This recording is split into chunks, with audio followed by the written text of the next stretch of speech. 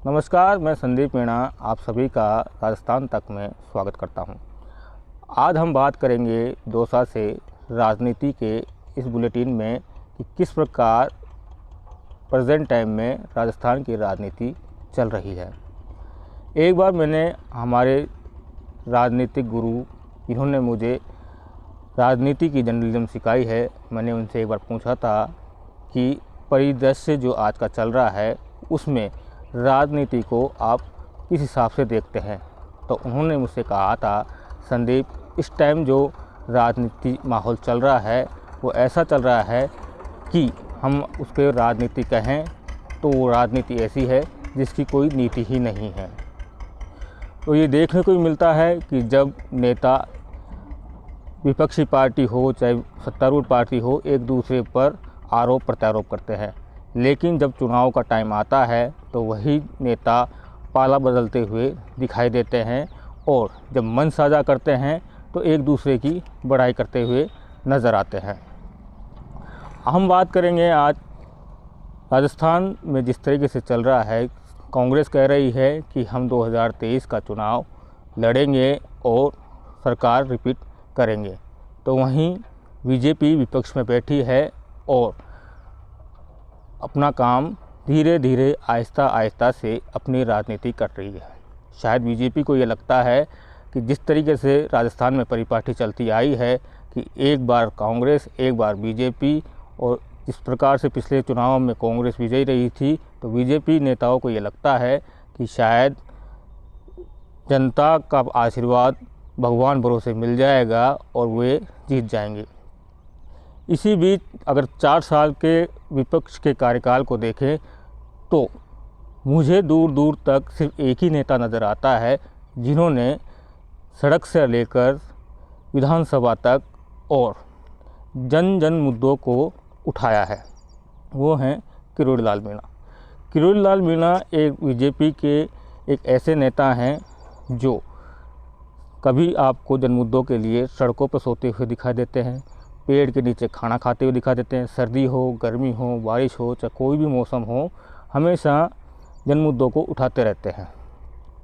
उनके साथ हमेशा देखा जाता है कि बीजेपी के जो नेता हैं वो दिखाई नहीं देते। भले ही लास्ट के 1-2 आंदोलनों को देख लें तो उसमें ज़रूर राजेंद्र सिंह राठौड़ या अरुण चतुर्वेदी दिखाई दिए थे, उसके अलावा कोई नेता दिखाई नहीं देता। वे अकेले अपने दम पर जन आंदोलन करते रहे हैं और विपक्ष की भूमिका निभाते रहे हैं।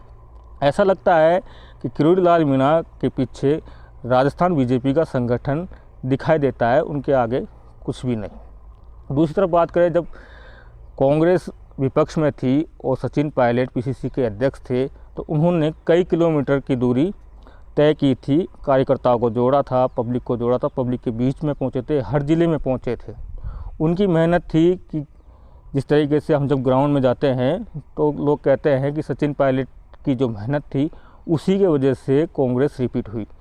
और इसको हम अगर दूसरी तरीके से देखा जाए तो जो सीटें मिली कांग्रेस को और बीजेपी को, उसमें ज़्यादा अंतर नहीं है।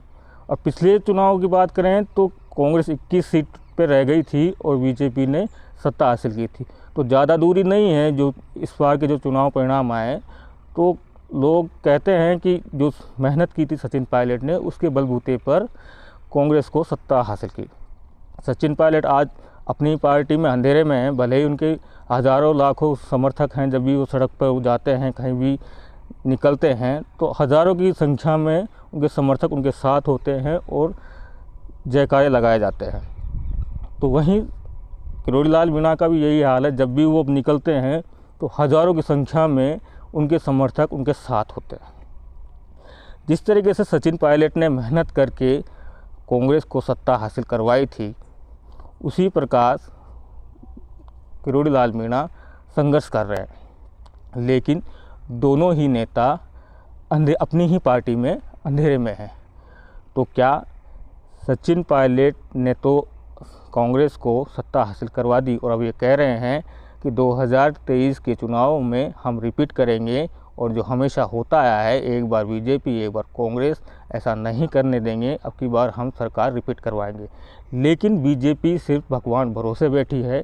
सिर्फ किरोड़ी लाल मीणा ही जन आंदोलन करते हुए नज़र आते हैं और सरकार की जो पॉलिसियाँ हैं, चाहे जो पूरी नहीं हुई, जैसे बेरोज़गारों का मुद्दा था, किसानों के मुद्दे थे, वो हमेशा अकेले उठा पाया। लेकिन उसके बावजूद भी किरोड़ीलाल मीणा अपनी ही पार्टी में अंधेरे में है। तो क्या किरोड़ीलाल मीणा को, जो उन्होंने 4 साल में संघर्ष किया है, उसके बलबूते पे उन्हें कोई बड़ा पद मिलेगा, जिम्मेदारी मिलेगी, या फिर सचिन पायलट की तरह ही अंधेरे में रहेंगे? तो क्या किरोड़ीलाल मीणा बीजेपी के पायलट बनेंगे? संदीप मीणा, दौसा, राजस्थान तक।